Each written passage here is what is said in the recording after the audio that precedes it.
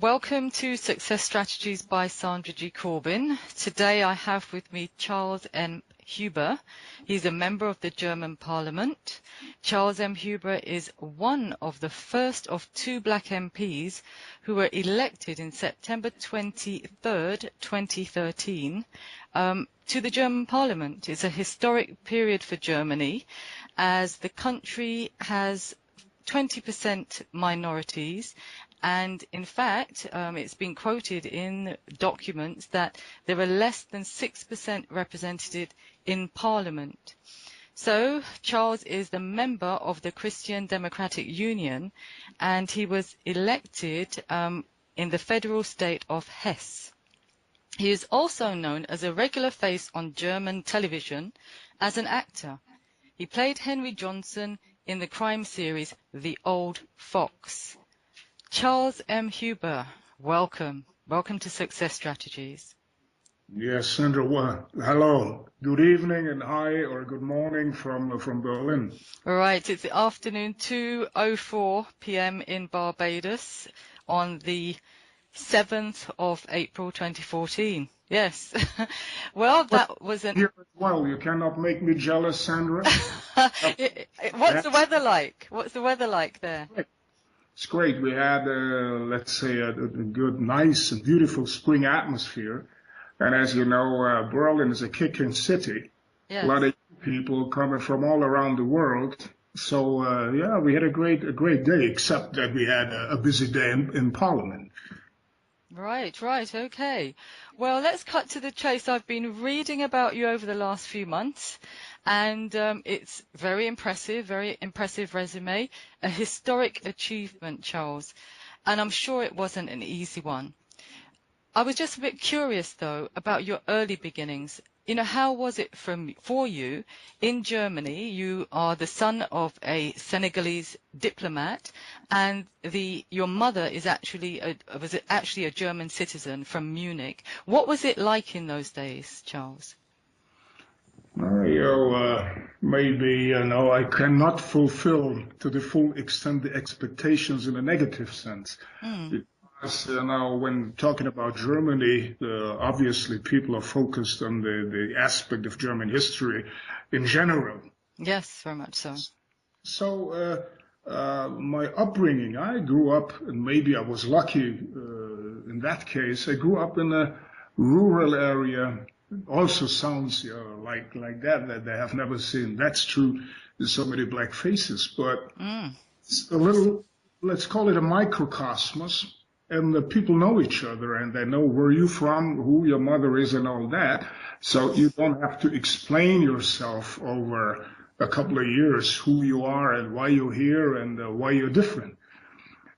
So I was very, very close, and I was a part also of the culture. I was not, when I looked into the mirror, sometimes I was surprised that I looked different because I identified so much with that culture. People didn't always, expectation versus result. People didn't always confront me with my different look and with my skin color. And so that changed a little bit when I came to the big city like Munich, and there, living more in a more or less anonymous neighborhood. So questions came up: why do you look different, and where you come from?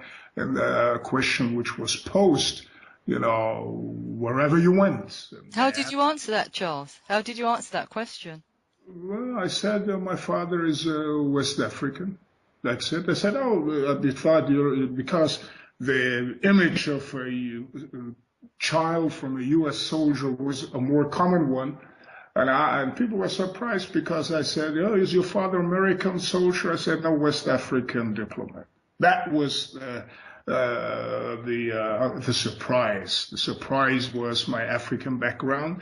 And like you said, my father was a diplomat. And intellectual aspect of the black population was not really so common. And as the granduncle of my father was an African philosopher and professor for Latin and Greek, Leopold Sédar Senghor, So yeah, I was, how can I say, I was proud and that we had that my family, Africa, not to put it in competition to my white family here. They're beautiful people, and I'm very proud also from that side. And but that my the intellectual performance came from the black side, and that's where I could defend. That's what you try to ask me, and I could defend this black side, and I could defend the image of the black side because it was, yeah, more or less outstanding, also for the neighborhood here. Well, you've painted yourself, Charles, as the defender of the intellectual capacity of people of African descent. By the sound of it, it sounded like you were always being challenged with this question and having to kind of justify yourself. And from what you're saying, people were very surprised at the level of your intellect. Do you think that's changed from those times?